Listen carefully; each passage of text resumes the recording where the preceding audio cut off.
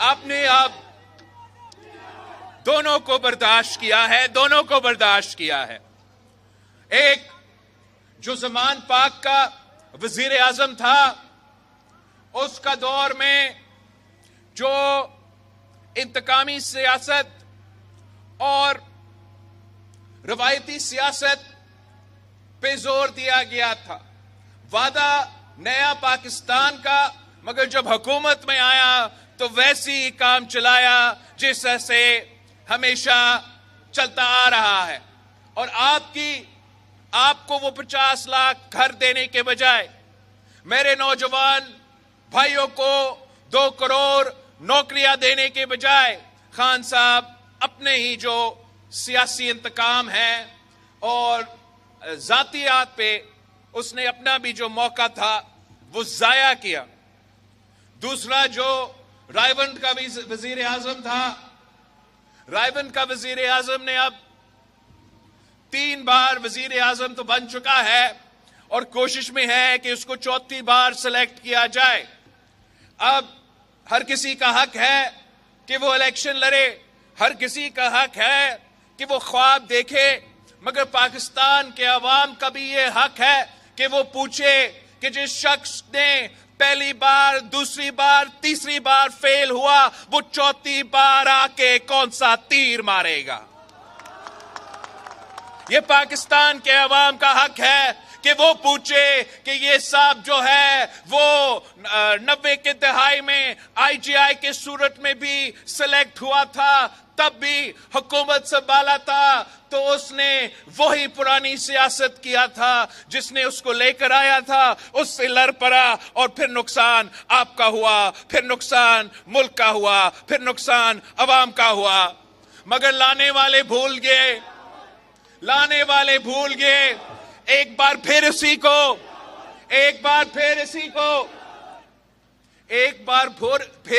کو دوسری بار وزیر اعظم بنایا، 2 تہائی اکثریت دلوایا گیا. مگر آپ کا خدمت کرنے کے بجائے، عوام کو ترقی دلوانے کے بجائے، میرے نوجوانوں کو روزگار دلوانے کے بجائے، تب بھی میاں صاحب کا شوق تھا کہ وہ اپنے آپ کو امیر المومنین بنایا جائے. میاں صاحب نے انہی سے لڑا، انہی سے ٹکرایا جنہوں نے اس کو 2 تہائی اکثریت دلوایا تھا. ایک بار پھر گھر جانا پڑا، پھر باہر جانا پڑا اور 10 سال کا آرام کیا تھا میاں صاحب نے. پھر ہم نے بھی سوچا، آپ نے بھی سوچا کہ تیسری بار جو ہے میاں صاحب آ کے کچھ تبدیلی لے کر آئے گا، تیسری بار جو ہے کچھ اور بنے گا. مگر وہی ایکشن ریپلے ہو گیا. RO الیکشن کے تھرو میاں صاحب کو چیف جسٹس افتخار چودھری اور جنرل پاشا کے وقت میاں صاحب کو 2 تہائی اکثریت دلوایا گیا. تیسری بار آپ کا وزیر اعظم بنایا، مگر وہی بات، وہی انتقام کی سیاست، وہی پرانے عادتیں.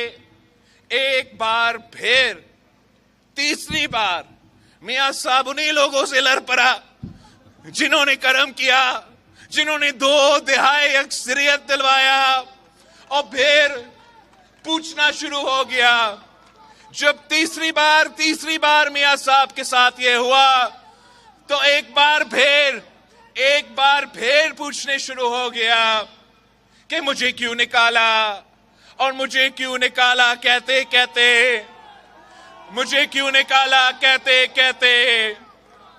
وہ لندن کے ایون فیلڈ اپارٹمنٹس میں پہنچ کے وہاں سے اپنا انقلاب لے کر آ رہا تھا. اب بڑی اچھی بات ہے، آخرکار میاں صاحب واپس آ چکا ہے. لاہور میں بہت بڑا استقبال کروایا گیا، مگر بات وہی ہے کہ کرنا اس نے وہی ہے جو اس نے 3 دفعہ پہلے کیا تھا. ابھی بھی اس کا کوشش یہی ہے کہ جنہوں نے اس کے لیے 2013 میں 2/3 اکثریت دلوایا، جنہوں نے اس کو 1997 میں 2/3 اکثریت دلوایا، اب وہی مطالبہ ہے کہ مجھے 2/3 اکثریت دو اور میں چوتھی بار آ کے تمام مسائل حل کروں گا۔ مگر آپ کی حق ہے، پاکستان کے عوام کا حق ہے کہ وہ پوچھے کہ چوتھی بار اگر میاں صاحب بنے گا تو ہمیں ابھی سے معلوم ہے کہ کیا ہوگا، ابھی سے معلوم ہے کہ کیا ہوگا۔ میاں صاحب آئے گا، اگر وہ وزیر اعظم بنتا تو وہی روایتی پرانی سیاست جو ہم 3 بار بھگت چکے ہیں، اب چوتھی بار بھگتنا پڑے گا۔ اس کو جن سے وہ کہہ رہے ہیں کہ مجھے 2/3 اکثریت دو، وہ تو کہہ رہے کہاں سے دے، لیکن اگر دیتے بھی ہے تو پھر میاں صاحب نے وہی کرنا ہے، ایک بار پھر انہی سے لڑنا ہے جو ان کو حکومت دلواتا ہے، ان سے پنگا لے گا، نقصان آپ کا ہوگا، نقصان پاکستان کا ہوگا۔ اس معاشی بحران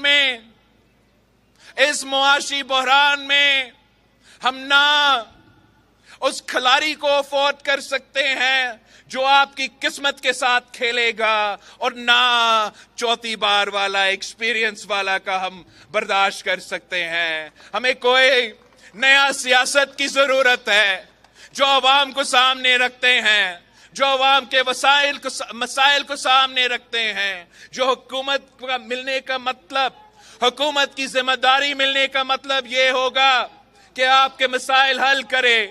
ہمیں وہ ایک ہی سیاسی جماعت ہے جو کہتا ہے کہ میرا کوئی سیاسی مخالف نہیں ہے، نہ زمان پاک کا وزیر اعظم میرا مخالف ہے، نہ رائیون کا وزیر اعظم میرا مخالف ہے۔ میرا اگر کوئی مقابلہ ہے، میرا سیاسی جماعت کا کوئی مقابلہ ہے تو اس مہنگائی سے، اس بے روزگاری سے، اس غربت سے جس سے ہم تین نسلوں سے لڑتے آ رہے ہیں۔ قائد عوام نے روٹی کپڑا اور مکان کا نعرہ اٹھایا تھا، اور یہ میرے آپ سے وعدہ ہے، میرے نوجوانوں سے وعدہ ہے، ان بزرگوں سے وعدہ ہے کہ میں اور آپ مل کے انشاءاللہ تعالی قائد عوام کا روٹی کپڑا اور مکان کا نعرہ پورا کریں گے۔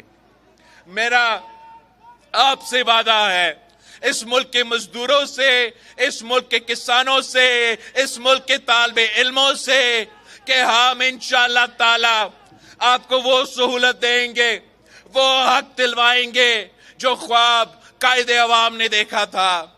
انشاءاللہ تعالی ہم وہ تمام کام کریں گے جو ہمارے بڑوں نے شروع کیا، انشاءاللہ تعالی ہم ان کو مکمل کریں گے۔ جو شہید محترمہ بے نظیر بھٹو کی نامکمل خواب تھی، انشاءاللہ تعالی میں اور آپ مل کے شہید محترمہ بے نظیر بھٹو کی خواب کو پورا کریں گے۔ میں خاص طور پہ اپنا جو دیر کے خواتین ہیں ان سے بات کرنا چاہ رہا ہوں، آپ میرا پیغام پہنچائے کہ شہید محترمہ بے نظیر بھٹو میرا والدہ اس دنیا میں نہیں رہی، اور میں لوور دیر کے خواتین کا خدمت ایسے کرنا چاہ رہا ہوں جیسے ایک بیٹا اپنی ماں کی خدمت کرتے ہیں۔ میں ان کو بتانا چاہ رہا ہوں کہ آپ کو جو بے نظیر انکم سپورٹ پروگرام سے مدد ملتا ہے، انشاءاللہ تعالی میں حکومت بنا کے اس بے نظیر انکم سپورٹ پروگرام میں اضافہ کروں گا۔ میں لوور دیر کے خواتین سے کہنا چاہ رہا ہوں کہ آپ کا بیٹا ہو، آپ کا بیٹی ہو، میں ان کا تعلیم کا بندوبست کروں گا، میں ان کا روزگار کی بندوبست کروں گا۔ انشاءاللہ تعالی یہاں کے عوام ایک بار پھر ترقی کریں گے۔ میں اپنے بزرگوں کو بتانا چاہ رہا ہوں کہ مجھے تو کم وقت ملا ہے، सियासत में काम करने के लिए, मगर उस कम अरसे में मैंने आपकी खिदमत करने की कोशिश की।